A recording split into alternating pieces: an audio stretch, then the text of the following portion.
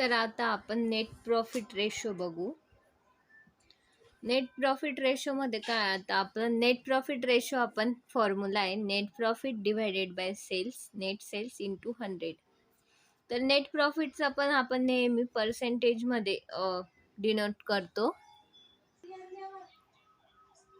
तर आपण net profit ratio आपण का फाइंड करतो, तर आपला ओव्हरऑल बिझनेसमध्ये आपली परफॉर्मन्स कसा चाललाय काय, तर ते आपण त्यासाठी आपण नेट प्रॉफिट रेशो फाइंड करतो. तर नेट प्रॉफिट रेशोचे अदर दोन फॉर्म्युले, नेट प्रॉफिट बिफोर टॅक्स किंवा net profit after tax. Other म्हणजे net profit divided by net sales into 100. तर हा आहे आपला नेट प्रॉफिट रेशोचा फॉर्म्युला. त्यानंतर नेट प्रॉफिट आपला निघतो कसा, नेट प्रॉफिट काढण्यासाठी आपण operating profit plus non operating income minus non operating expenses. तर आपण व्हर्टिकल इन्कम स्टेटमेंट प्रिपेअर करताना आपण सेम ह्या स्टेप असं करत होतो, बट ही व्हर्टिकली होतं. तर या ठिकाणी आपण सेम रिपीट करते एक वेळेस. Net profit is equal to operating profit plus non operating income minus non operating expenses. त्यानंतर जे अमाऊंट येते आपली त्याला नाव देतो आपण नेट प्रॉफिट. तर ऑपरेटिंग प्रॉफिट फाइंड करताना आपण जर ग्रॉस प्रॉफिटमधून ऑपरेटिंग एक्सपेन्स मायनस केले तर आपल्याला ऑपरेटिंग प्रॉफिट मिळतो. ठीक आहे. त्यानंतर आहे ऑपरेटिंग एक्सपेन्स म्हणजेच काय, आपल्या ऑपरेटिंग एक्सपेन्समध्ये आपण की तर आपलं ऑपरेटिंग एक्सपेन्समध्ये आपण पाहिलं होतं व्हर्टिकल बॅलेन्स, व्हर्टिकल इन्कम स्टेटमेंटमध्ये. तर यात आपण पाहिलं होतं ऑफिस एक्सपेन्सेस, ॲडमिनिस्ट्रेटिव्ह एक्सपेन्सेस आणि सेलिंग अँड डिस्ट्रीब्युशन एक्सपेन्सेस. तर हे 3 कॅटेगरीज होत्या. तर हे तिघही आपण लेस केले, म्हणजे all expenses, office expense, administrative म्हणजेच हे प्रॉफिट अँड लॉसची डेबिट साईडचे एक्सपेन्सेस ते येतात ऑपरेटिंग एक्सपेन्सेसमध्ये. ठीक आहे. त्यानंतर आपण त्यातून लेस केलं आणि नॉन ऑपरेटिंग इन्कममध्ये, तर नॉन ऑपरेटिंग इन्कम आणि नॉन ऑपरेटिंग एक्सपेन्स, तर याच्यात काय येतं आपलं loss on sale of fix asset, loss by fire, goodwill write off, तर हे येतात नॉन ऑपरेटिंग इन्कम अँड एक्सपेन्सेसमध्ये. ठीक आहे. हे क्लिअर झाले दोघं पॉईंट, नॉन ऑपरेटिंग इन्कम आणि नॉन ऑपरेटिंग एक्सपेन्सेस. तर ऑपरेटिंग एक्सपेन्सेस. ठीक आहे. तर ग्रॉस प्रॉफिटमधून आपण ऑपरेटिंग एक्सपेन्स मायनस केले तर आपल्याला मिळतं ऑपरेटिंग प्रॉफिट. तर आपण आता क्वेश्चन नंबर 8 बघू. त्यात आपल्याला म्हटलंय, त्याने दिलंय net profit ratio, calculate the net profit ratio from the following data. तर त्याने दिलंय आपल्याला सेल्स दिले 60,000, कॉस्ट ऑफ गुड्स सोल्ड दिले 5,20,000, इनडायरेक्ट एक्सपेन्सेस दिले 1,20,000. तर आपण आता सोल्युशन बघून घेऊ. तर आपण सेल्स दिले 7,00,000, cost of sales goods sold दिले 5,20,000, इनडायरेक्ट एक्सपेन्स 1,20,000 आणि नेट प्रॉफिट रेशो फाइंड करायचा आहे. तर आपण सुरुवातीला ग्रॉस प्रॉफिट रेशो आपल्याला सुरुवातीला लागणार आहे. नेट प्रॉफिट रेशोचा आपला फॉर्म्युला आहे net profit ratio is equal to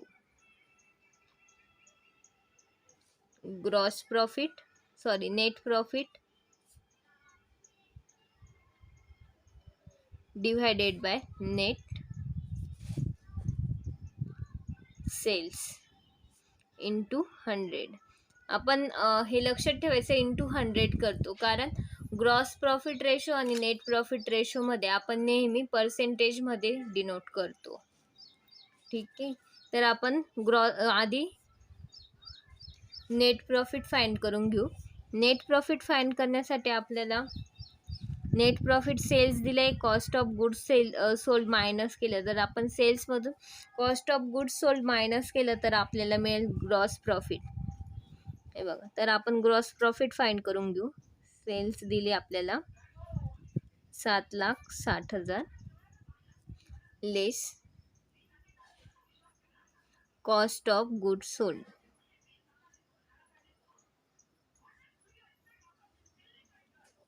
ते आपले कॉस्ट ऑफ गुड सोल्ड 5,20,000.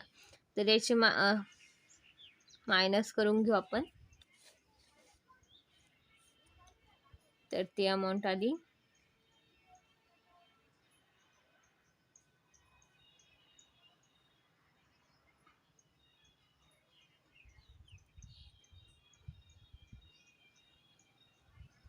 2,40,000.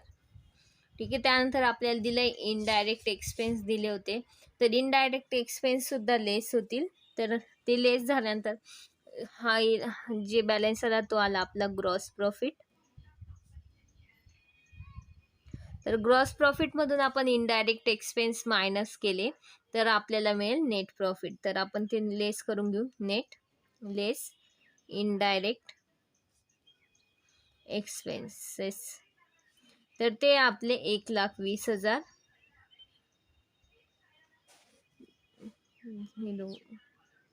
चारातून 2 गेले, 2 एकातून 1, ते आले आपले 1,20,000.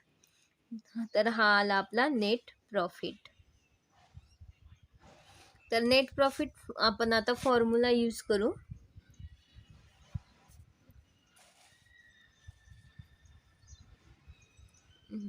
Net profit ratio is equal to net profit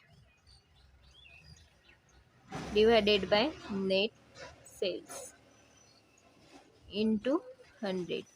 तर नेट प्रॉफिट आपण फाइंड केले 1,20,000. नेट सेल्स आपल्याला दिलंय, सेल्स दिले आपल्याला 7,60,000 इंटू 100.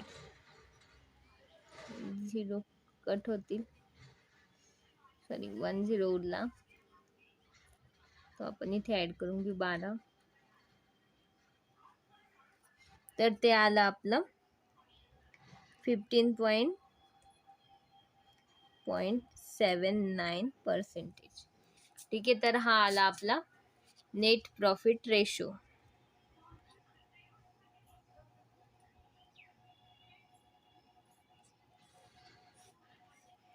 ठीक आहे. तर आपला हा प्रॉब्लेम सॉल्व्ह झालाय. यात आपण काय केलं, सेल्स दिलं होतं, कॉस्ट ऑफ गुड सोल्ड दिलं होतं, इनडायरेक्ट एक्सपेन्सेस दिलं होतं आणि त्यांनी म्हटलं होतं नेट प्रॉफिट रेशो फाइंड करा.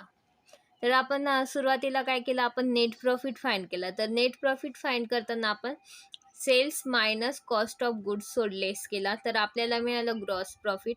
ग्रॉस प्रॉफिटमधून आपण इनडायरेक्ट एक्सपेन्सेस मायनस केले तर आपल्याला तो मिळाला नेट प्रॉफिट. तर नेट प्रॉफिटची अमाऊंट आपण आली 1,20,000. त्यानंतर आपण फॉर्म्युला यूज केला, net profit ratio is equal to net profit divided by net sales into 100. तर नेट प्रॉफिट रेशो नेहमी आपण पर्सेंटेजमध्ये लिहत असतो, हे लक्षात ठेवा, म्हणून आपण इंटू 100 केलं. तर तो जो आला आपला 15.79%. ठीक आहे, क्लिअर आहे.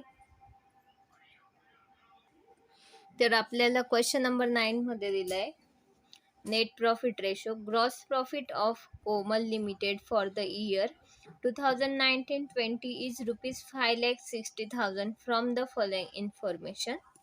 Calculate net profit ratio. तर आपल्याला कोमल लिमिटेडचा ग्रॉस प्रॉफिट दिलाय 2019-20चा 5,60,000. त्यानंतर त्याने म्हटलंय नेट प्रॉफिट कॅल्क्युलेट करायला सांगितलंय आपल्याला. ॲडमिनिस्ट्रेटिव्ह एक्सपेन्स दिले आपल्याला 1,60,000. सेलिंग अँड डिस्ट्रीब्युशन एक्सपेन्स दिले 1,20,000. इंटरेस्ट ऑन डिबेंचर्स दिले 80,000. इन्कम टॅक्स दिलाय 60,000 आणि सेल्स दिलाय 20 लाख. तर आपण काय करणार सुरुवातीला, तर आपण आता सोल्युशन बघून घेऊ. तर आणि म्हटलंय कॅल्क्युलेट ऑफ नेट प्रॉफिट. नेट प्रॉफिटही आपल्याला फाइंड करायचं आहे. तर आपण काय करणार सुरुवातीला या प्रॉब्लेम मध्ये, ग्रॉस प्रॉफिट दिलाय आपल्याला 5,60,000. तर ग्रॉस प्रॉफिट मधून आपण ऑपरेटिंग एक्सपेन्सेस म्हणजेच administrative expense, selling and distribution expense आणि इंटरेस्ट ऑन डिबेंचर्स हे तिघही लेस होतील. तर आपल्याला मिळेल नेट प्रॉफिट. आणि नंतर तो आला नेट प्रॉफिट आला. त्यानंतर आपण नेट प्रॉफिट रेशोचा फॉर्म्युला यूज करून net profit divided bye cells already आपल्याला दिली आहे, तर आपण फॉर्म्युल्यामध्ये अमाऊंट फिलअप करून नेट प्रॉफिट रेशो फाइंड करायचा आहे. तर आता आपण सोल्युशन बघून घेऊ.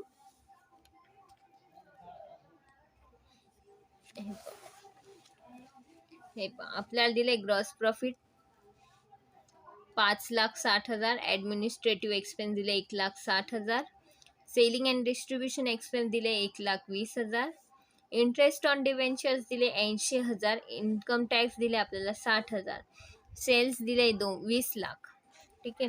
तर आपण सुरुवातीला नेट प्रॉफिट फाइंड करू. नेट प्रॉफिट फाइंड करताना आपण लिहिणार ग्रॉस प्रॉफिट. तर ग्रॉस प्रॉफिट आपल्याला दिला आहे 5,80,000, 5,60,000.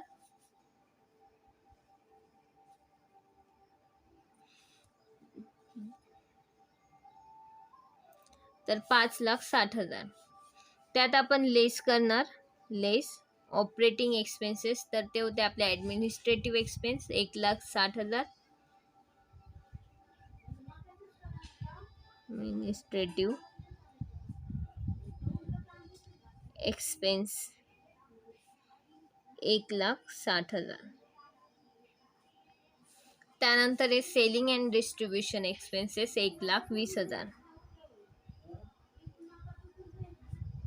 सेलिंग अँड डिस्ट्रीब्युशन एक्सपेन्स ते आपले 1,20,000. त्यानंतर आहे इंटरेस्ट ऑन डिबेंचर्स ते 80,000.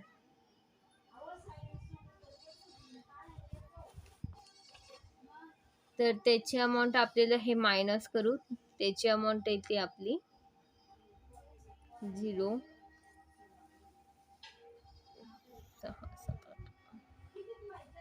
तर ती अमाऊंट आली आपली 2 लाख.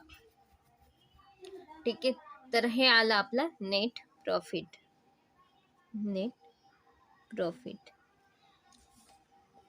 ठीक आहे.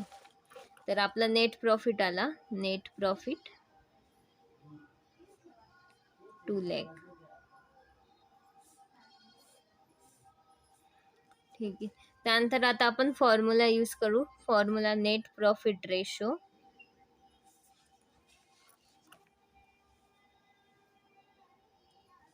is equal to net profit divided by net sales into 100. 100 into 100 करायला विसरायचं नाही, कारण आपण नेट प्रॉफिट रेशो फाइंड करतोय तर ते नेहमी पर्सेंटेजमध्ये येतो. तर इंटू 100 नेट प्रॉफिट आहे आपला 2 लाख आणि नेट सेल्स आपल्याला दिलाय 20 लाख. इंटू 100.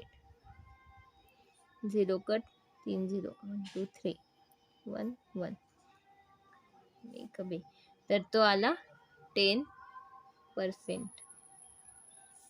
Net profit.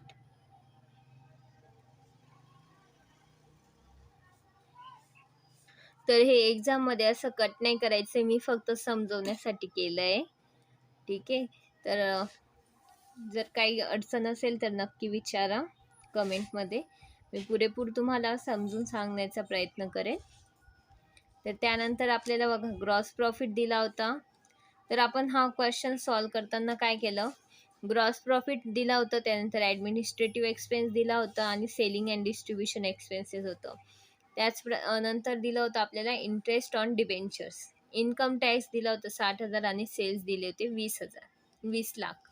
तर आपण सुरुवातीला ग्रॉस प्रॉफिटमधून administrative expense, selling and distribution expense आणि इंटरेस्ट ऑन डिबेंचर लेस केले. तर त्यामुळे ते हे तिघही आयटम लेस केल्यानंतर आपल्याला मिळालं नेट प्रॉफिट. नेट प्रॉफिट मिळाल्यानंतर आपण नेट प्रॉफिट रेशोचा फॉर्म्युला यूज केला, net profit divided by net sales into 100. तर तो आला आपलं 2 lakh divided by 20 lakh into 100. तर तो आला आपला नेट प्रॉफिट रेशो 10%. तर आपला हा प्रॉब्लेम कंप्लीट झाला आहे. नेक्स्ट प्रॉब्लेममध्ये आपण ऑपरेटिंग रेशो बघू आणि त्याचे प्रॉब्लेम बघू.